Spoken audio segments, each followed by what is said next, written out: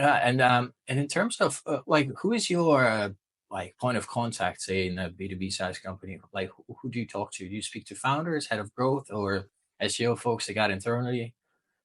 Yeah, so I mean, so for our ICP, which is basically like 1 to 5 million, um, our point of contact is generally the SEO manager.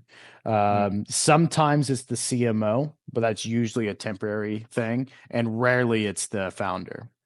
mm, So just for the ICP and for the revenue of the ICP that we work with, it's generally a head of content, a head of growth, or an SEO manager. yeah, somebody like who understands the whole thing.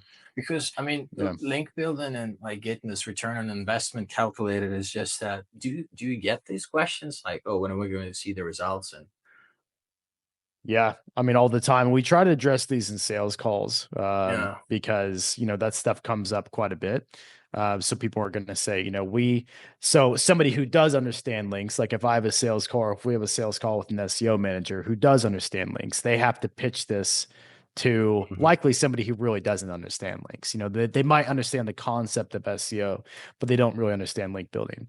And so if we just give them like a list of links at the end of the month of links that we build, even if they're from really good websites, they might say, cool, but like, what is this actually going to do for us? So we have to get them in the right mindset, the mindset of like, this isn't a 1 month project. This is a long-term project. We have clients that have been with us for 5 years. Have clients mhm, that have been with us for 2 or 3 years.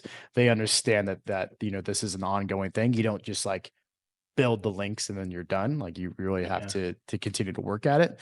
But we do try to measure growth. So we'll segment growth like basically, the first 6 months before working with us and the 6 months after working with us is sort of like the speed of growth between those two segments.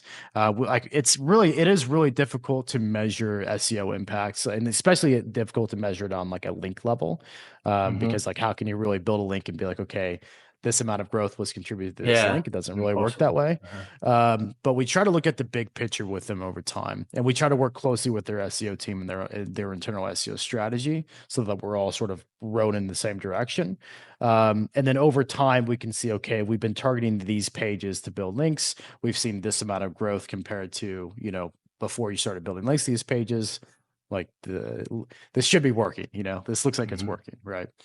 yeah, So in the beginning stages, because links take quite a bit of time to sort of like kick in, so we'll just sort of judge the link on the link basis. But then after a couple months, you can kind of take a step back and say, okay, like what sort of growth are we actually seeing here? What sort of ranking increases are we seeing? What sort of traffic increases are we seeing?